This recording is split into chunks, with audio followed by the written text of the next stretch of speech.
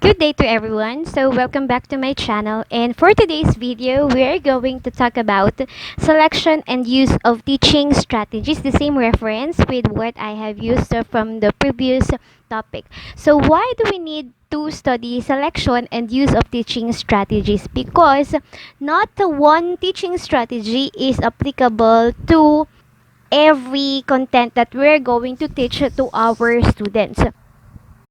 So we must know the right teaching strategy for the right content. So how are we going to do that? Of course, we're going to start with the guiding principles. So first guiding principle. So first, learning is an active process. This means that we have to actively engage the learners in learning activities if we want them to learn what we intend to teach. We have to give our students opportunities to participate in classroom activities. We have to give varied activities to our students for hands-on, minds-on learning. So in short, students here are going to learn better by doing. So this summarizes this principle. What I hear, I forget. What I see, I remember. What I do, I understand. Because as the saying goes, experience is our best teacher. So the more that they're going to experience the learning, the more that they're going to learn that.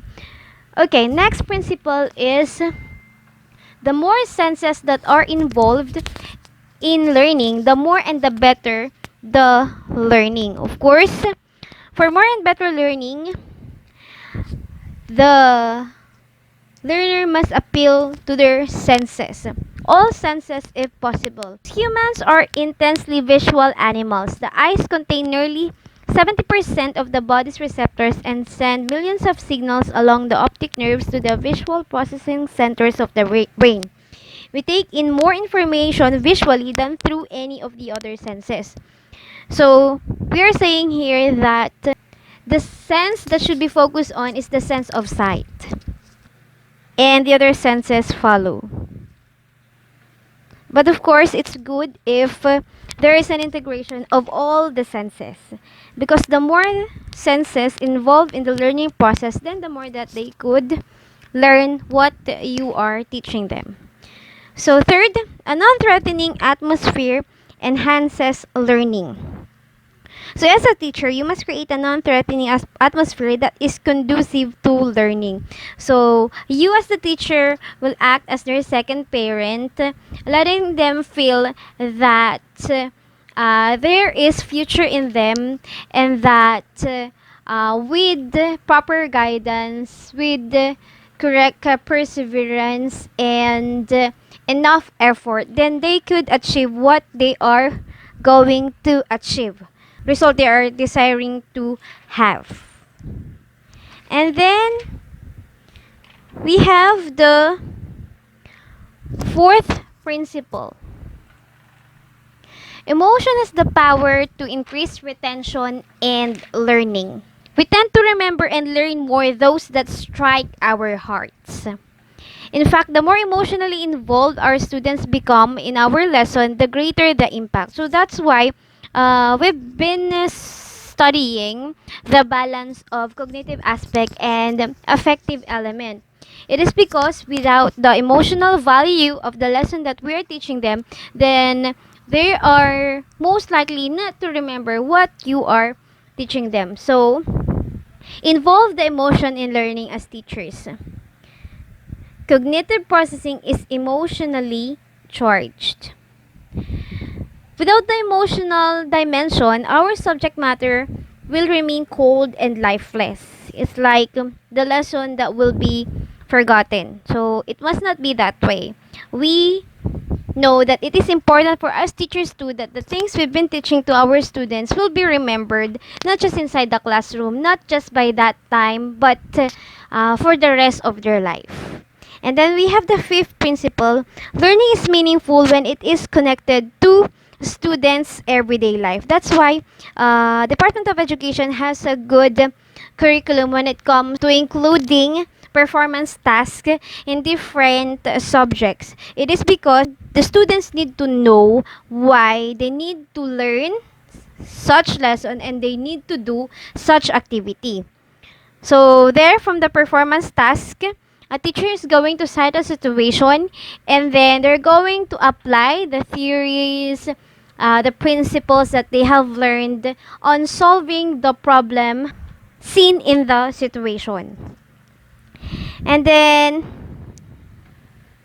of course, we often forget to include the real meaning of what we teach them. So, for meaning, connect your teaching to your students' everyday life.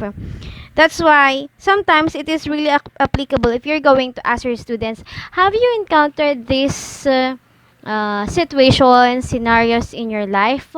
How were you able to pass through them? How were you able to get through them?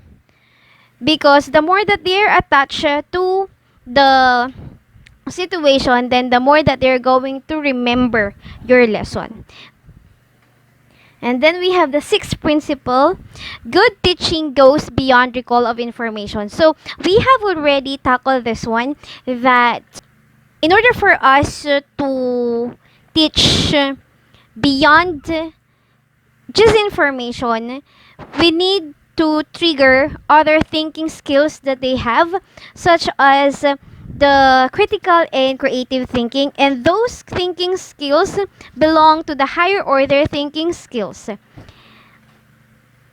So most teachings are confined to recall of information. Yes, we cannot deny that, and comprehension, but ideally, our teaching should reach the levels of application, analysis, synthesis, and evaluation to hone our students' thinking skills.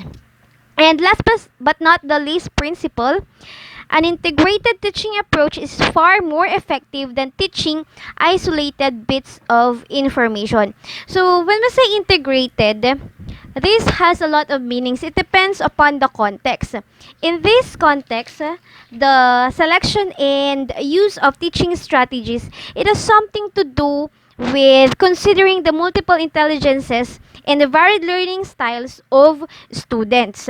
So of course, it is better if you're going to meet the needs of the students depending on their interests, depending on the multiple intelligence that they have. So it is really better if you're going to administer varied activities that would cater different multiple intelligences, such as verbal linguistic, logical mathematical, spatial, bodily kinesthetic, musical, interpersonal, intrapersonal, naturalist, and the like.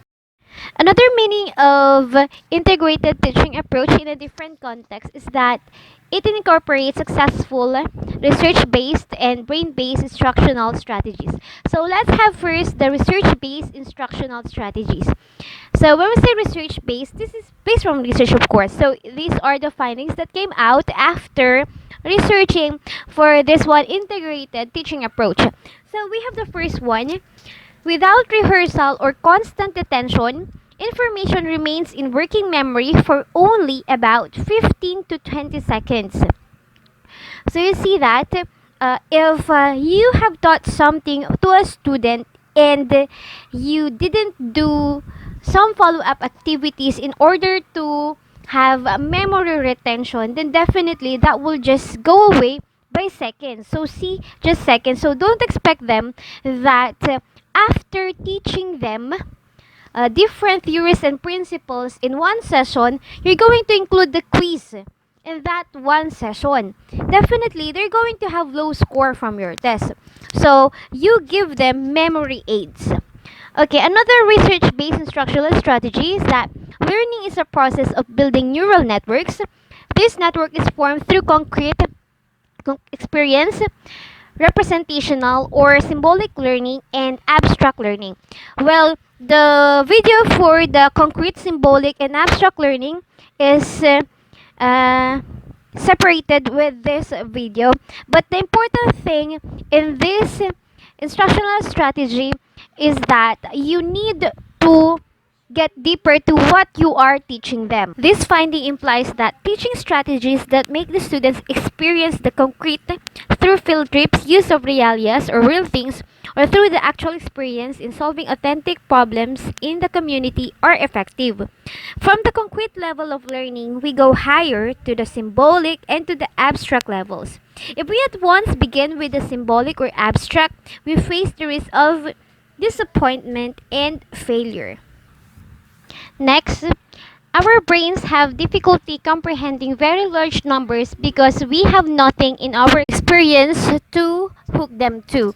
So again, experience is the key. And then we have another one. The eyes contain nearly 70% of the body's sensory receptors and send millions of signals every second along the optic nerves to the visual processing of the brain. We mentioned that the more senses which are involved in learning, the better the learning of the child is. But it says here that 70% of the body's sensory receptors rely on the eyes. So it is really much better if, for example, you're going to teach something that is related to a certain situation. We'll let them imagine if you can't give them the proper visual aids and the like. Okay, another one. So there is little doubt that when information is embedded in music or rhyme, its recall is easier than when it is in prose. Yes, it is true, especially for kids, because they learn better if they memorize something out of music. Okay, so those are the research-based instructional strategies. Now we go to the brain-based strategies. First one, you involve students in real life or authentic problem solving. So, that's what we mean by authentic, real life. So, you're going to really make them participate in a scenario that is real, wherein they're going to cite a problem and then they're going to solve the problem themselves. Because the more that they're actively participating to the learning process, then the more that they're going to learn. Okay, and then we have the second one.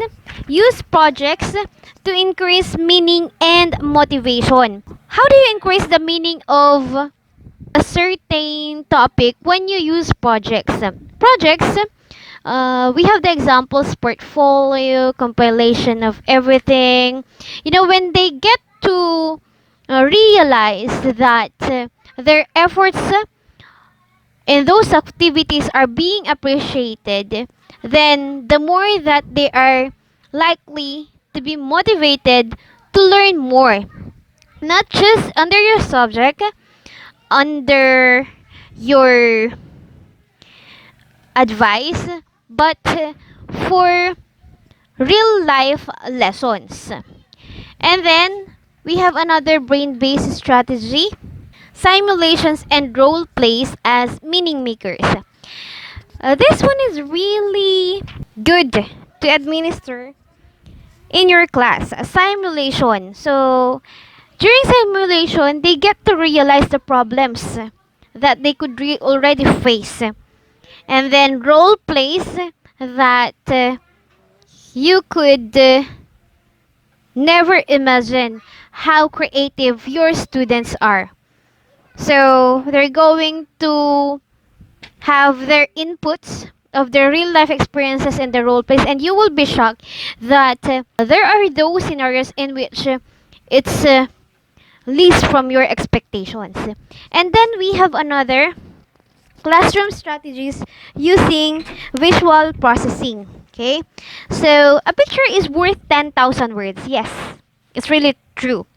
Okay, so you give them something that they could view and extract meaning out of it. This being the case, we make it a point to have visual aids. Visuals are powerful aids in retention as well as in understanding. That's why most of the time, students will say, I cannot really remember the term, but I know the picture, I know how it looks like. Or maybe for some people, when it comes to being familiar with different phrases, they get to say, I can't recall the name of that person, but I know the face. So it is really good if you have your visual aids when you teach.